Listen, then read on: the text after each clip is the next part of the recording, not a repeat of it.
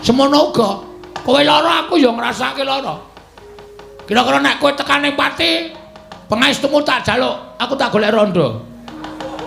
Tobat, tobat kok sak penake dhewe le omong. Dewi Banobati, Banowati kok Banobati. Ana kokean batine iki ngene iki. Dewi Banowati badhe kula wengku minangka garwa. Menawi Sinur Prabu Duryudana duka, apa dianggep aku wedi karo Nalendra Ngastina? Wah, to sak penake dhewe ta. Kok mung arep ngontak ngantuk terus. Amu mau konangan Duryudana. Tutuk-tutuk e, Pak. Tobat, sak penake dhewe ora. Nyemelangi iki nek nganti konangan ndak? Sayang sik ya, monggo. Kaya dirambati bekicot.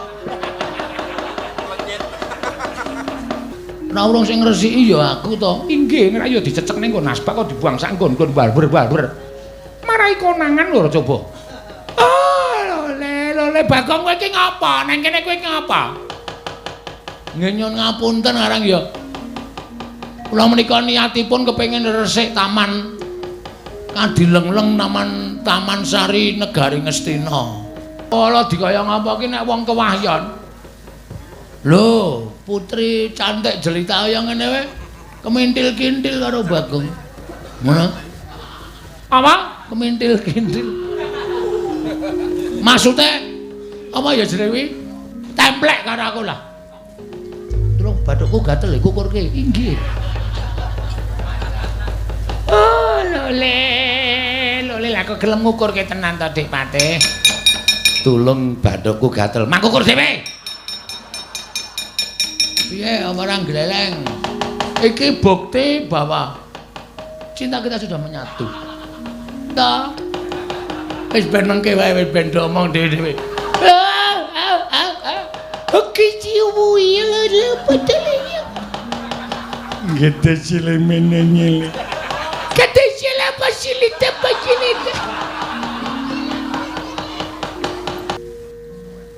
Kon gawe kaya Durna. Lho, Durna tak kapake. Bisu. Kowe gelem apa? Ana bola tiba kok. Pecah. Cici pitu. Muter. Nah, muni cici pitu tok ayo nek omong.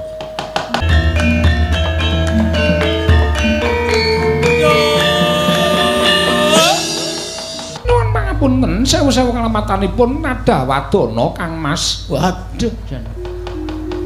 Kaya lega atiku diceluk Kamas. Injih. Salebetipun kula panjenengan mresani dhateng guyon maton sembrono parikena para abdi negari Ngastina. Omoli tuwuh raos kuwatir salebet ing manah kula. Kuwatir piye maksudmu Diamon? Diajeng. Kok kleru-kleru terus aku saking diajeng. Menawi mangke ngantos Sinur Prabu Duryudana menika wuninga. Menawi ngantos mangke para nayaka negari Ngastina menika wuninga, mongko Sinur Prabu Duryudana menika gadah kadang inggih menika para Sata Kurawa. Menika ngantos mlebet wonten telenging taman kados pundi menika mangke kedadosanipun. Kowe iki tak pikir ora lahir batin. Mboten lahir batos kados pundi. Mau kowe ngomong karo aku, matur karo aku diajeng. Pokoke sebaya mukti, sebaya mati. Abot padha dipikul, enteng padha dicangkik. Tegese ana masalah apa-apa iki diadepi wong loro. Kok saiki kowe pikirane kaya ngono, berarti omonganmu mau sore mau ora lahir batin. Tobat, kula menika lahir batos. Nek lahir batin, nek wis pancen diniati ngene iki bebasan rawe-rawe tak rantas malang-malang diputung wong loro. Aku mau wis kandha to, aku lara, kowe ngrasake lara. Aku mati, kowe golek dalaning pati. Semono uga, kowe lara, aku ya ngrasake lara. Kira-kira nek kowe tekan ning pati, pangestumu tak jaluk, aku tak golek rondo. Tobat, kok sak penake dhewe le omong. Menawi kula pecah panjenengan ya kudu pecah. Kudu, pokoke mati kabeh. Wis ngono wae ora dadak piye-piye. Sapa sing arep mepalangi? Menawi ingkang rawuh wonten ing taman menika Sinur Prabu Duryudana malah kepasang Yogya katujuhe ngoni. Inu putrane Pak Subakestawa. Ki ana ide nu, ki ana ide. Batu iki men nyari bodong tok sing ngerti. Heeh. Kepasang Yogyakarta juwe ngeno, nek Prabu Duryudana tekan kene, rawuh mrene tak tembung sing apik-apik. Sinuwun Ngastina, gandeng Dewi Banawati sampun boten tresna kaliyan panjenengan, mila samangke sampun tresna kaliyan Bagong. Panjenengan kula aturi misahaken katresnanipun Dewi Banawati, Dewi Banawati, Banawati kok Banobati. Ana kokean batine iki ngene iki. Dewi Banawati badhe kula wengku minangka garwa. Menawi Sinuwun Prabu Duryudana duka, apa dianggep aku wedi karo Nalendra Ngastina? Tresna kuwi abot. Abote kaya wong nyangga bumi. Mula tresna iki adang kala iso ditohi pati. Iki tak ketokke jiwa lanangku karo Dewi Banawati. Prabu Duryudana tekan kene tak tembung apik-apik ora entuk, tak jak gelut. Tobat. Kuwi tenan apa piye? Ya mbuh mengko. Tobat. Lah kok ora maton ngono lho. Wis pokoke dilakoni sik to. Ora apa-apa lah. Oh, mau ngantuke. Bola-bali kok ngantuk mau wis teturan saiki ya ngantuk meneh. Tobat ya sampe naik dhewe ta. Kok meng arep ngontak ngantuk terus. Amomo ora konangan Duryudana. Tutuk-tutuk kae wae. Tobat sampe naik dhewe ora. Dewi Banawati. Kula nuwun sewu Gusti Ayu, kula ngabdi pun Gegawan Durna ingkang sowan mriki. Kok korenipun dipun tutut menika wonten menapa? Nuwun. Assalamualaikum. Dewi Banawati, Dek Pate, pripun? Oh, napa bener ature mban. Taman Sari wonten Duratmaka. Lah kok menika korenipun dipun tutup kenceng banget gek niki enten sandal selawo. Sewalo. Kok enten di kater ditulisi BG.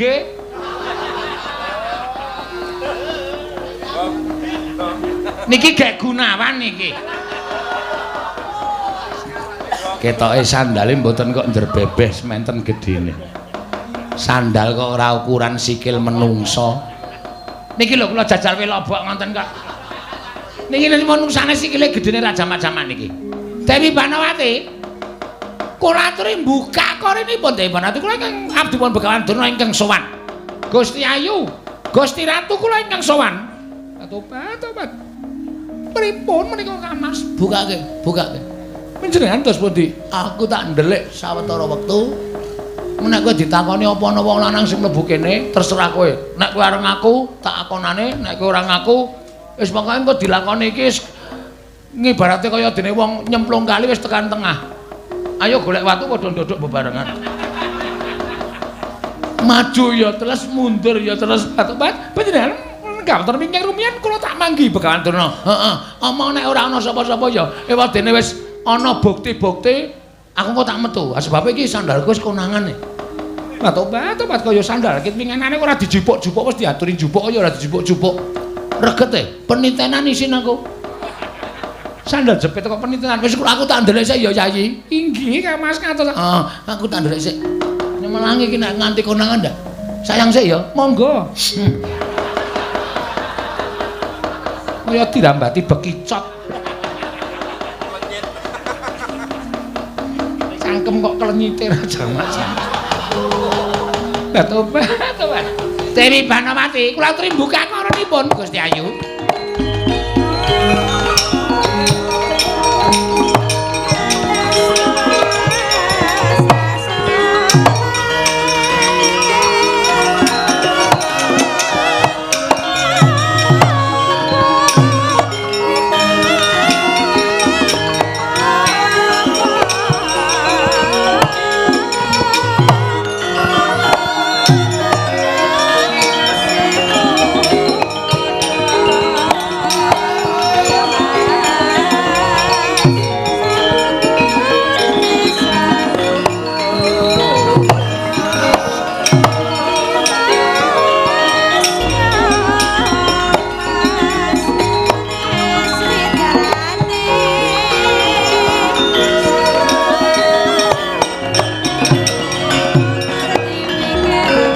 Durnaina panalang rumajaring ratri linenggak jangganira kapisananing prang brata yuda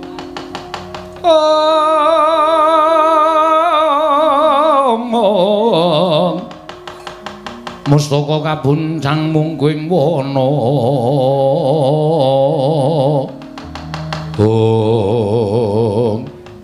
nuwun sewu Bapak Pandurna. Inggih kula ingkang sowan. Karajan rawuhipun wonten ing Taman Sari Negari Ngastina. Inggih wilujeng Gusti Ayu wilujeng. Menapa to sababipun direjeng antika rawuh wonten ing Taman Negari Ngastina? Monggo mboten sareng kaliyan Koko Prabu Duryudana. Menika wau ngaten nggih Gusti Ayu. Salebeteng kedaton menika dedrek krana pangraosipun ingkang raka penyanipun Gusti Ayu menika sajak beneh lan adat ingkang sampun lagak lage-lageanipun menika benten kalian ingkang sampun kelampah mila ndadosaken sungkawa penggalipun anak Prabu Duryudana tumunten dipun rembag dereng ngantos purna anggenipun sami rembag wonten pelajaripun nemban anggenipun atur pelaporan dhatosipun Prabu Duryudana bilih salebeting taman menika wonten satunggiling priya ing mapan wonten panjenenganipun Dewi Banawati nggih Gusti Ayu. Prameswari Dewi Banawati. Kula nuwun sewu Gusti Ayu menapa leres aturipun emban menika kala wau. Tobat banget Lingayawara. Embanipun wonten pundi samenika? Ing atase kula menika Prameswari lho. Kula menika garwanipun Sinten Prabu Duryudana. Dianggep kula menika wong loro saudon terus saurupan. Dianggep kula niku wong wadon sing lobok kembene kendho tapi ngono apa piye? Ora ana menungsa ning Taman Sari lho kok. Atur pelaporan ning Taman Sari ana menungsa wong lanang meneh. Tobat. Kaya ora kajen rasane. Nuwun sewu sampun duka. Menika namung pelaporanipun emban. Namung aturipun emban. Upami ya mboten, inggih mboten dados menapa wong jar nyatanipun kula menika namung dipun dawuh supados niti priksa kawontenanipun Taman Negari Ngastina. Kakang Durna, pripun Dewate? Niki kok wonten tegesan teng mriki pirang-pirang. Pundi? Niki teng mburi kula. Merke napa? Werna-werna. Berarti apa-apa kalu niku. Rokok apa-apa doyan ketara. Filter napa kertek? Napa? Kertek. Kretek. Wonten filter, wonten kretek, wonten lintingan. Wah, jan jokoh tenan. Cangkem apa jogangan? Apa-apa kok kalu. Iya, niki nek iso dadi bukti. Niki ta coba. Niki akeh banget teng mriki niki malah sajake niki wau mbok menawa bar dinggo jagongan Kakang Premban.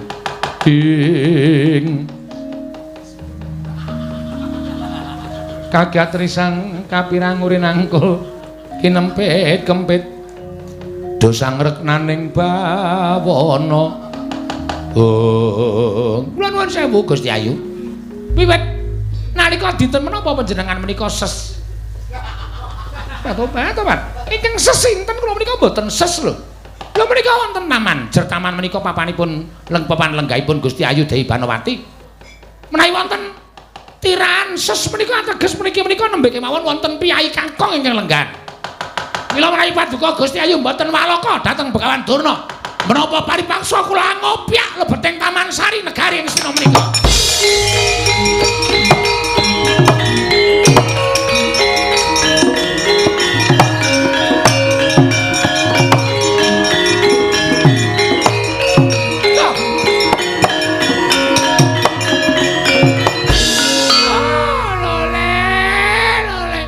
Kenthos maluh gembar manyar-manyar duk neng jungkul wana dadi alas-alas ati wana.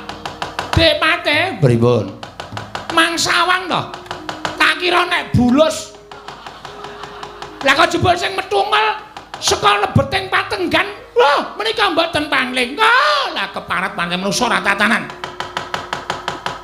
Gusti Ayu menika rak Bagong to? Lah tobat inggih menika Bagong. Kamas kok medal. Angel ditokke yo metu dhewe.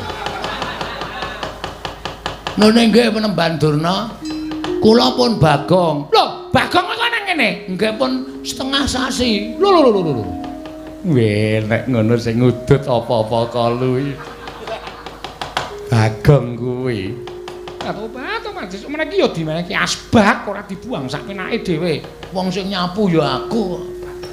Ora urung sing ngresiki ya aku to. Inggih, nek ya dicecek ning nggon asbak kok dibuang sak nggon-nggon barber-barber. Marai konangan lho coba. Oh, lole Bagong kowe iki ngapa? Nang kene kowe ngapa? Nggih nyun ngapunten arang ya. Kula menika niatipun kepengin resik taman Kadilengleng Taman Sari Negari Ngastina. Ning kula niku mboten entuk wangsul kali Dewi Banowati. Lho. Ing atase kowe mung drajating ponakan kok ora entuk bali iki sebabe apa? Mboten ngerti, mang takon kali sing kawogan. Ning sadurunge sampean takon ampun kaget lho. Ampun kaget. Mengke sampean kaget mergo perkara niki ora perkara sepele. Perkara sing gedhe ning nyatane pun diantepi. Nuwun sewu Gusti Ayu kok bakal mboten pikantuk kondur menika. Wangsul dateng wismanipun menika sebabipun napa? Tobat, kula nuwun sewu Paman. Kula sampun kebanjur tresna kaliyan Bagong. Ora krungu mesti. Ketara ora kaget. Terus pundi kersanipun? Kula kok mboten matos mireng radi sorang ngene paring pangandikan. Tobat. Kula menika sampun kebacut tresna kaliyan Bagong. Lho, lah ngandel ora. Piye Kakang Dirna? Sampeyan mboten krungu? Mboten. Gusti Ayu Dewi Banowati kok ngendikake nek tresna karo Bagong. Iyeng, ya Bagong mesti meguru kowe. Kowe mesti nggawa dukun kowe ya. Kowe mengkong kaya ngono kok nganti ditresnani dening Sin Gusti Ayu Banowati iki mesti kowe nggawa guna-guna. Kowe menungso ratata Bagong. Nyun ngapunten wis dadi tekad sebaya mukti sebaya mati. Panjenengan menika garwanipun anak Prabu Duryudana. Tobat. Kula ngertos menawi kula menika garwanipun Sinum Prabu Ngastina. Ning digampang-gampangno nek ora tresna piye coba? Apa tresna kok dipeksa? Wong bebrayan dadi siji. Nek ora tresna salah siji ya wis. Monggo nyatanipun sasampunipun Bagong mapan mutring papan mriki menika kula nuwun sewu kula tresna kaliyan Bagong. Maaf ya, Dur. Hus. Ayo nuwun sewu Kanang arep ala dikaya ngapa ki nek wong kewahyon. Lho, putri cantik jelita kaya ngene wae kemintil-kintil karo Bagong. Ngono. Apa? Kemintil-kintil. Maksude apa ya jenenge kuwi? Templek karo aku lah. Nek carane Dara iki templek. Mula wis ora usah dadak piye-piye. Sampeyan saiki bali, nek perlu Sinum Prabu Duryudana mangaturi priksa. Nek teng mriki pun wonten maling sing iso ngewat marang Dewi Banowati, sing bakal mulyake Dewi Banowati. Ora lole-lole. Iki serius. Loh, nek kowe dadi maling ana negara Astina, aku wajib nyekel karo kowe. Aku wajib bondo tanganmu ngrincung sing maleboke pakunjaran. Yen perlu kan nampa pasiksan, mergo kowe wani ngewat marang Putri Nalendra, garwaning Nalendra Ngastina. Bagong kowe dibondo bakal dihukum picis ana ing alun-alun negara Ngastina. Kamas. Tobat boyo jumeneng wani ngono lho. Ngayomi karo Piyai Putri kok ming begogok kaya ngono kuwi lho. Kasatriyane nendi? Kewane nendi coba? Boyo jumeneng wani. Jaja muntap lir kinatap duka yayasinipe. Lah ngono lho. Netra kocak ngundar andir. Terus bathukku gatel kukurke. Inggih. Lole lah kok gelem ngukurke tenan to Dik Patih. Tulung bathukku gatel. Mangkukur dhewe. Piye orang gleleng? Iki bukti bahwa cinta kita sudah menyatu. Katresnane awake dhewe iki wis dadi siji. Tresna sudah menjadi satu, tidak mungkin untuk dipisahkan lagi. Mula sampeyan ndak usah maksa kali aku nek nganti aku engko nesu, nganti aku engko muring krewekan dadi grojokan geguyon dadi tangisan. Lho, apa kowe ora wedi? Apa kowe ora miris? Yen aku nggawa para sata Kurawa. Mula kowe pasrah bongkokan karo aku, Bagong. Tak bondo tambah krincung sikilmu. Endah-endah kowe ming wong mlarat. Kowe iki ming batur. Kowe gedibal 27 wong elek nyolok mripat. Kowe iki ming kere. Ngibarate kaya cecak nguntal cagak cebol kaya wulan wuta ngitung lintang tangeh kelakone jebak wurunge. Sing dadi nyatane Dewi Banowati tresna karo aku mesti tok gawe. Mesti tok gunake daya kemanten. Ilmu guna kasantikan supaya Dewi Banowati katut karo kowe. Ora-orane Dewi Banowati tresna karo kowe lahir batin. Iki mergo saka pangguna munggonmu bakal meret karo Dewi Banowati. Aku ora nrimake. Kowe mung wong kere karep nggaup karo Prameswari ora bakal kelakon. Kowe mung wong gedibal karep ndaup karo Prameswari ora kelakon. Wah, jan omongane nganti kaya kaset sembadani bisu kowe mandi ucape Bagong.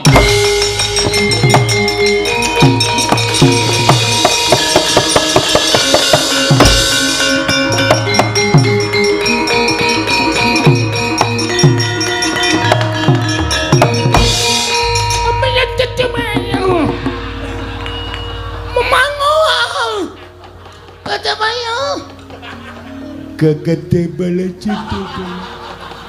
Kapok kowe. Wong karo wani karo wong lagi ketrima ngene iki sak ciptane dadi sak sediane ana. Boleh.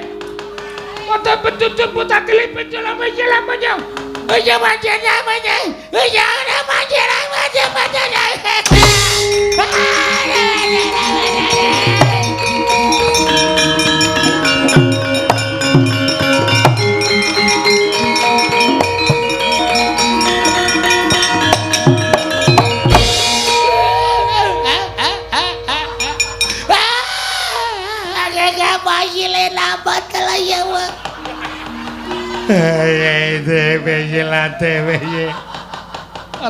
Tobat Kang Mas menika ginaken menapa lho kok iso dadi kaya ngono. Piye apik to? Wis ben mengke wae wis ben omong dhewe-dhewe. Oke ciumu ya betul ya. Gede sile menanyele. Gede sile pasilita pacinita. Agete. Iya dalam hasil. Apa ora kowe? Ebu. Apa? Ebu. Ebu Bapak. Bapak aku abu. Sing cetha nek omong wong tuwa kan omong ora cetha. Bapak, abu Bapak. Bapak abu Bapak. Kuwi tegese apa Kang Mas? Bagong aku kapok. Ayo ngayal karo aku asepatane bisu ora iso omong tenan. Bapak. Boleh. Kecepatan jebot dadah macet-macet. Bapak, kok atut bapak dadi lebih. Kapok tenan, apa tetet? Ora wani karo aku. Lepati atut bocil bapak datun lebih. Balya kaya wingi ngene kowe wong loro.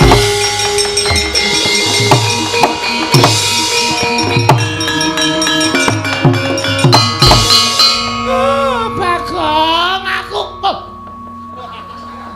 Dewate, pripun? Wis mari. Nggih, wis mlayu mawon dewate.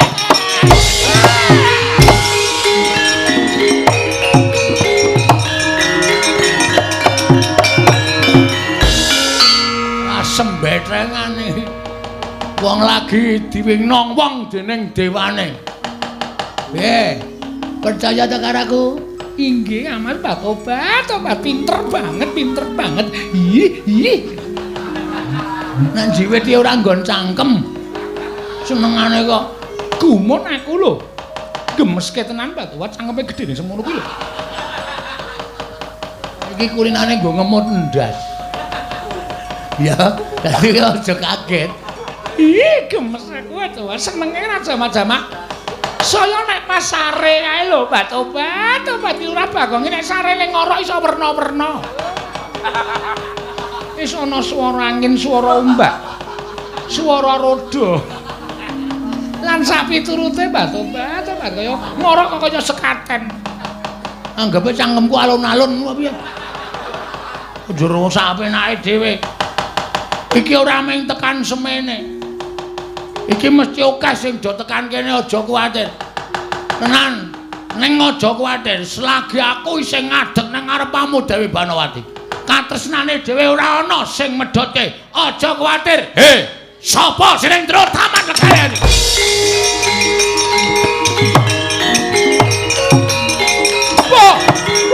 Wah, ta.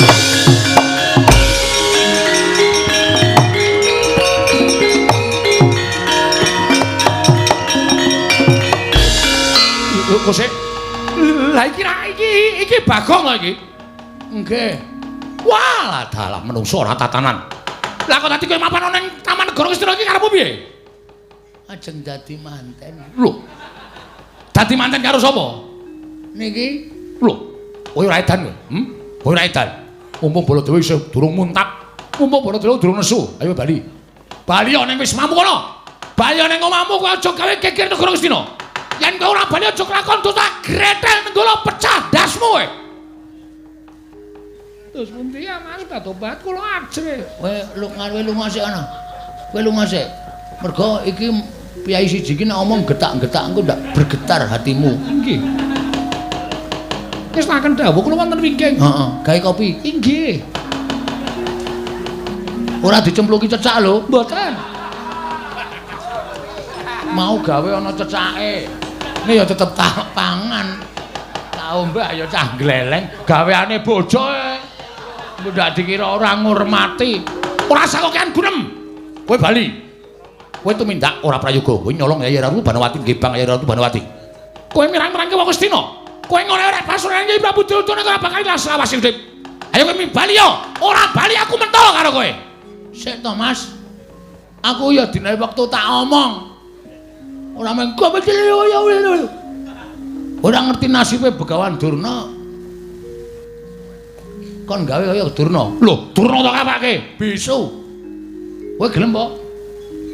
Ana Baladewa kok. Pecah. Cici pitu. Mutar. Namun cici pitu tok ayo nek omong. Kula wis kebacut tresna karo Dewi Banowati ora iso kula kon lunga. Kula gelem lunga ning watanana sing iso ngoncatke nyawane Bagong. Piye? Kepiye? Kowe muni piye kowe? Kowe muni piye? Sing iso ngoncatke nyawane Bagong. Wah, dalah. Ora minggat ngarepane Baladewa.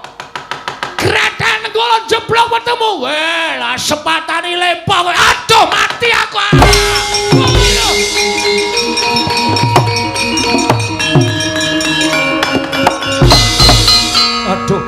Waduh mati aku iki. Iki dayane apa iki?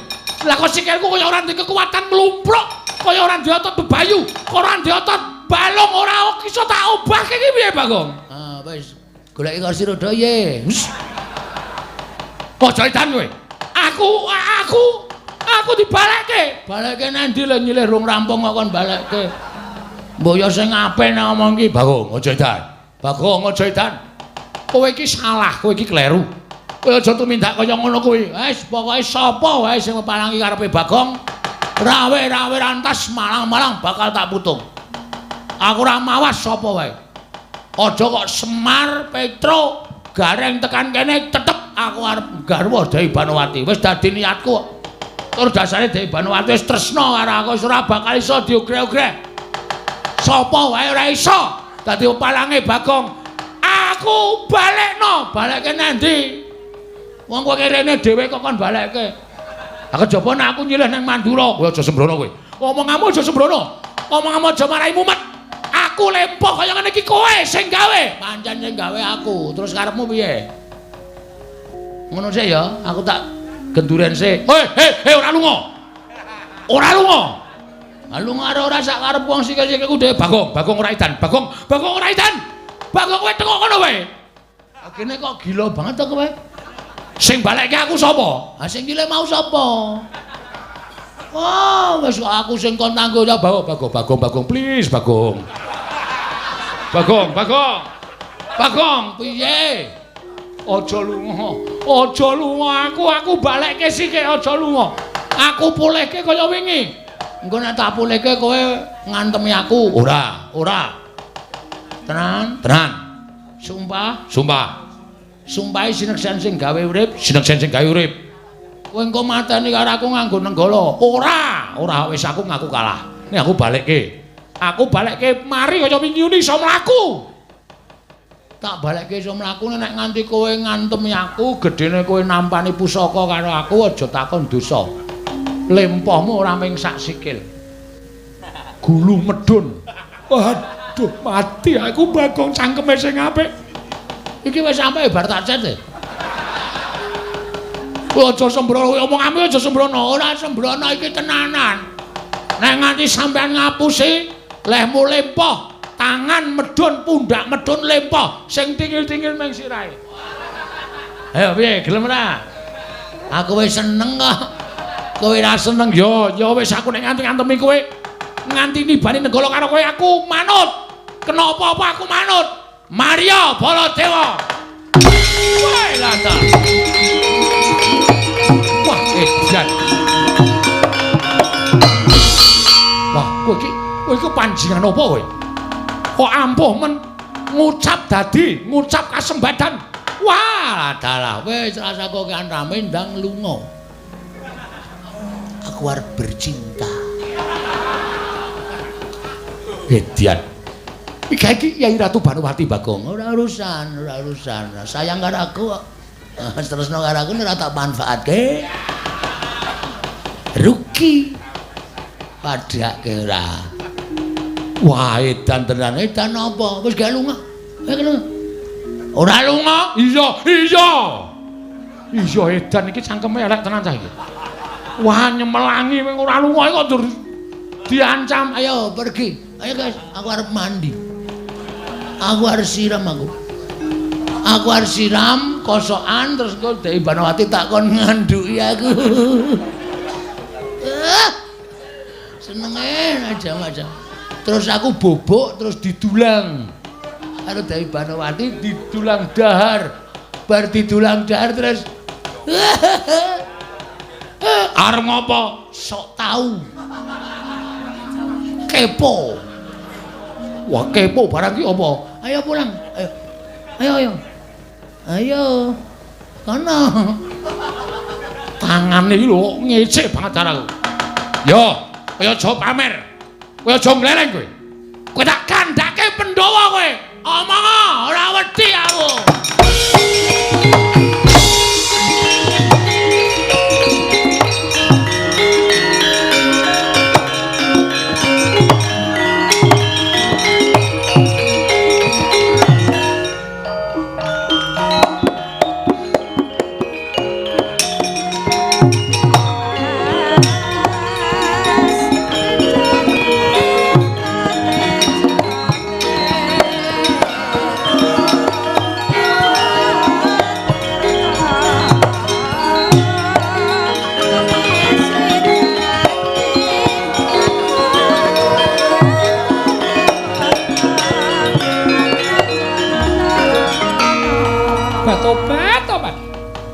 Mboten ngraita babar pisan bilih panjenenganipun Kang Mas Bagong saged ngrampungi perkawis. Kula menika gumun lho. Panjenengan kok lakon saged kados mekaten menika dayanipun menapa? Aku dhewe ya ora ngerti ning sing penting rak berarti iki wis iso dibedhek. Nek pancen perjodohanmu karo aku kuwi pancen wis diayomi karo sing gawe urip ketitik. Sak ucapku mandi, sak ucapku kasembadan. Wis Banowati. Mula kang saka kuwi kok aku wis ora bakal pikir ringa-ringa. Inggih. Ya, inggih. Aku saya sumuk inggih kersanipun godhogna wedang.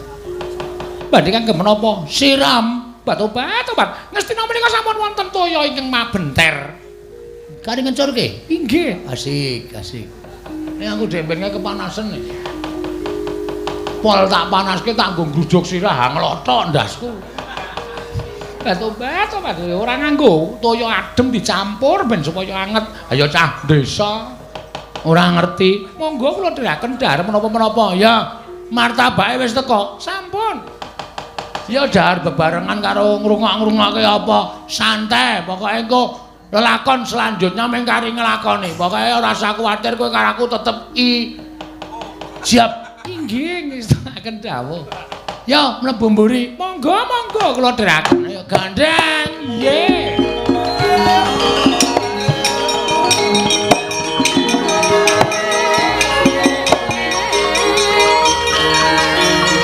Wes, tuwale.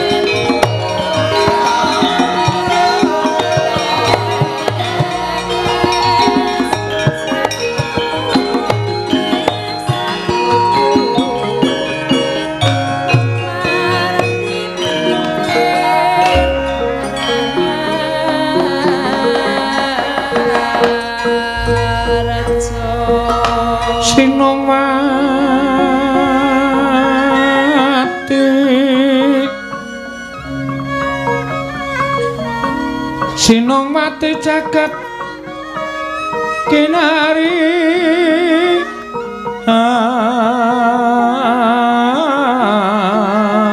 among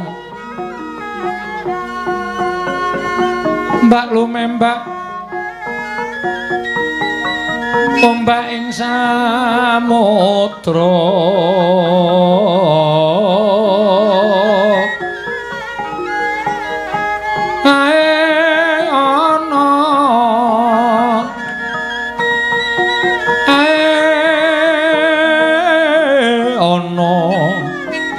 bale lumut ambraganggeng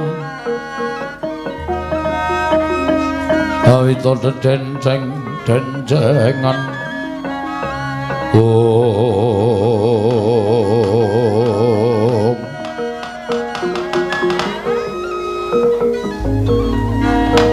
Koko Prabu ngaturaken panuwun ingkang tanpa pepindhan dene paduka sampun kepareng tedhak wonten Praja Ngamarta. Yayi. Jernyatanipun sampun dados kewajibanipun Ngraka ing Ndarawati. Mila tinimbalan sak wanci-wanci wontenipun namung sendika ndederek lan boten badhe madal dhateng dawuhipun kadang kula ing Ngamarta. Ngaturaken panuwun ingkang tanpa pepindhan Karaharjan rawuh paduka Kanjeng Koko Prabu inggih sampun boten kirang prayogi lan tansah pinanginganing kawidadan lampah kula. Kresna kakangku. Werkudara piye? Badraarja sarawuhing Kresna kakangku. Ya Dimas slamet tekaku. Ora ana mulang sewiji apa Yayi? Basaku hatura. Tak tampa Werkudara. Koko Prabu. Nadyan kula ngaturaken sembah pangabekti kula kunjuk. Yayi Arjuna tak tampa. Pangestunipun Kakang Tampanana kula pun dinggo jimat paripe Dayanana ing kasantosan. Koko Prabu sembah bekti kula kunjuk. Koko Prabu sembah bekti kula kunjuk. Iya kembar. Ndak tampa pangestunipun Kakang Tampanana kula pun dinggo jimat paripe Dayanana ing kasantosan. Niki kula pun dinggo jimat paripe Dayanana ing kasantosan Koko Prabu. Yayi. Sasampunipun ingkang Raka sowan tuwin para kadang sampun kepareng manem Brama dhateng sowanipun ing Ngraka ing Ndarawati. Kepareng kula badhe nyuwun dawuh. Wonten menapa dene Paduka Yai Prabu Amiji dhateng sowanipun ing Ngraka ing Dwaraka. Menawi kepareng kawedhan ingkang kathah tumunten kababarna Yai Samyaji. Koko Prabu estining manah krana sampun sawetawis lama kula mboten panggihan lan paduka Kanjeng Koko Prabu ana ing batos ingkang tan bangkit pinambeng. Daya-daya saged panggihan lan paduka Kanjeng Koko Prabu. Dene sasampunipun kepareng rawuh wonten Praja Ngamarta. Babar pisan kula badhe nyara widhekaken dhateng lampahan ingkang sampun kula lampahi. Lampahan menapa Yayi? Watara pinten dinten ingkang kepengker mboten kula etang. Krana tumrap ingkang rayi Ngamarta lelampahan menika estunipun badhe kula supekaken nanging nyatanipun malah tansah gumana musik wonten manahipun ingkang rayi anggen kula lampah pasumpenan mundhene ingkang kababar kawursita madyaning pasumpenan mboten ngembet dhateng kadang-kadang kula para Pandhawa miwah garwa putra namung katon inggih menika Panakawaning Ngamarta inggih menika pun Bagong Koko Prabu kados gumuya latah-latah sarta anite baita lelayaran wonten ing satengahing benawi dumadakan boten ngertosangkan paranipun teka wonten toya ingkang anyapu dhateng lampahing palwa wekasan Bagong kendhang kapracondhang kuntal kaprapal sedaya para kadang Kakang Semar Nalagaring menapa dene Petra malah sajaipun boten maelu dhateng kawontenanipun Bagong menika kala wau. Estunipun boten badhe kula manah nanging gandeng saya dangu musik wonten saklebeting manahipun ingkang rayi Ngamarta. Koko Prabu pasumpenan ingkang mekaten menika kala wau werdinipun menapa kepareng paduka Kanjeng Koko Prabu Amedarna dhateng ing raying Puntadewa Koko Prabu.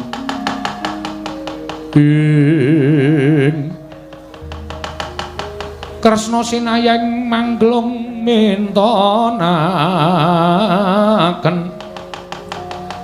mintonaken Dewi Kramanira kang kumitiraning asta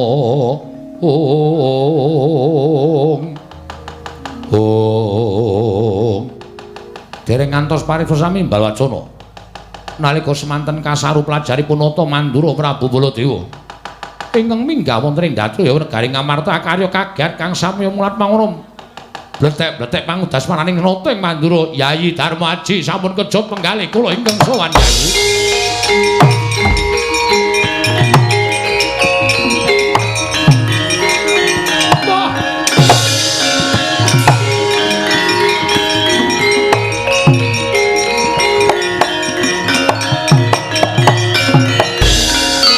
Tribala Dewa Narpati Duwinares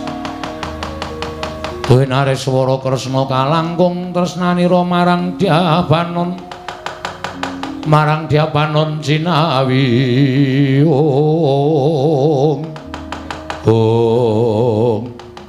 Koko Prabu Mandura mlajar kados lare alit minggah madyaning Datra karya kagiat kadang-kadang paduka para Pandhawa wonten menapa Koko Prabu wonten menapa Baladewa kakangku eneng apa Koko Prabu Mandura wonten menapa Yayi sewu-sewu kalepatanipun Ngraka Tadah Wadana ngantos suping tata krama kiranging Subasita anggen kula ngabiyantun ngarsa paduka Yayi Sami Aji karana lampahan ingkang lampah wonten negari Ngastina wonten lampahan menapa Koko Prabu kepareng ambabarana ingkang sejati dating ingkang rayi Ngamarta mugi dados ing kawiningan kados menapa kagiyating manah kula nalika semanten ingkang Raka tinimbalan sowan wonten negari Ngastina ngrembak perkawis penggalipun Yayi Prabu Duryudana ingkang sajaipun nembe boten tentrem kedadak sowanipun abdi taman negari Ngastina munjuk atur kersanipun Yayi Prabu Duryudana bilih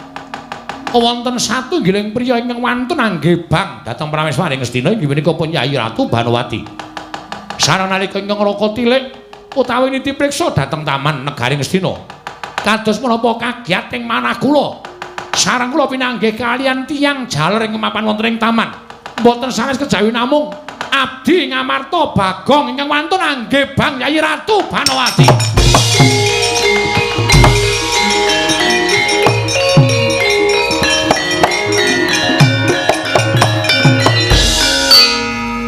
Werkudara Janaka klepat tanpa pamit wah ngerti sing dibeda ya kuwi Banowati tanpa taliwara Koko Prabu menapa Koko Prabu sampun prisa piyambak sampun ngantos paduka Kanjeng Koko Prabu menika wadul dhateng Yayi Prabu Darmaji namung pawarta nang nyatanipun boten kababar dados kasunyatan Kresna kowe aja micake wong tuwa aku adu arep dhewe karo Bagong malah sajake Bagong mentas meguru anyar dheweke digdaya sekti kalintang jayane perang lagi wae arep tak wenehi pengajaran arep tak bondo tane tak krincung sikile Bagong nyedake aku lempo aku ya lempo tenan lho lah kok kados mekaten kegiatanipun Bagong lho nyatane ngono nah ngaten kok Prabu Lelalana kula nyuwun pamit kula badhe nitik dhateng Bagong menika kados pundi kawontenanipun namung kepareng ngono kula badhe idi palilah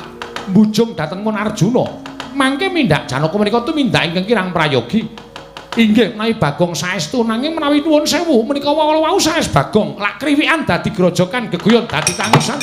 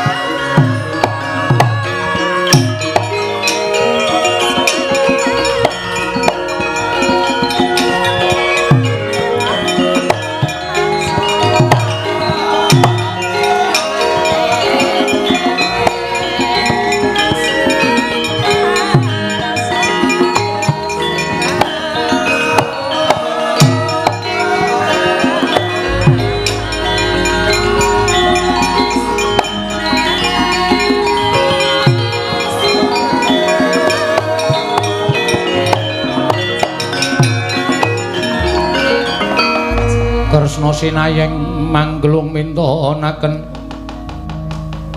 mintonaken dewe kramanira kang kumitir kanggo mitiraning asta oh Arjuna wonten paring adhawu aku ngerti kaya ngapa to kagol penggaling siadi bareng midhanget sabdaning Koko Prabu Mandura yen to ana kawanmu Bagong ngangge bang lawan Yayi Ratu Banowati nanging kosek to nalaren petungen gelar lan gulungen aja nganti tuna tembe mburine liripun kados pundi to paduka Kanjeng Koko Prabu mboten pitados kaliyan pangendikaanipun Koko Prabu Baladewa lho aku percaya nanging apa ora luwih prayoga lamun apa ing bakal katindakake mau nganggo petung sing ganep nganggo nalar sing ganep digelar lan digulung kuwi luwih prayoga contone ngene ya to yen pancen Bagong iki mau pancen nyolong kelawan Yayi Ratu Banowati utawa tumindak sing ora prayoga kelawan garwa Ngastina nanging yen to ora Arjuna ora jeneng aku ngias kelawan Koko Prabu Mandura sarta aku ora percaya marang Koko Prabu Mandura kuwi ora nanging ana tetembungan kedung jero iso dijajake nang atine menungsa sapa sing ngerti. Ora jeneng aku kuwi duwe panyakra bawa sing elek lan Koko Prabu Mandura ora. Nanging Koko Prabu Mandura kuwi tansah cecaketan lan para sata Kurawa. Jer panjenengane kuwi minangka pengayoming para sata Kurawa utawa pengayom negara Ngastina. Yen nganti kowe engko mung dibenthik-benthik karo para Panakawan lamar kowe dhewe sing tuna lho. Nggih, kasinggihan mekaten. Mula kena kowe nitik ning Karang Kadempel. Titiken.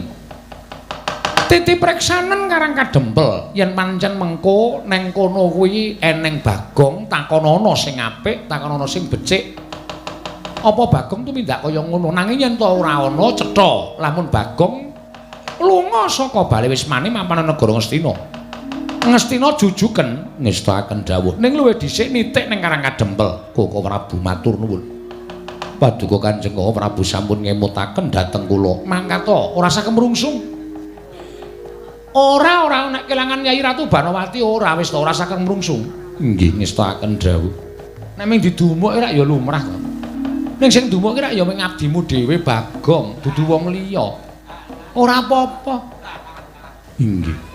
Ngestakaken dawuh nanging Bagong menika cok sembrono cok tembung kok nganggo cok inggih kula nyuwun pamit kula tak nitih priksa wonten Karang Kadempel titih priksanen dhisik ning aja kesusu ngestakaken dawuh Koko Prabu iya Arjuna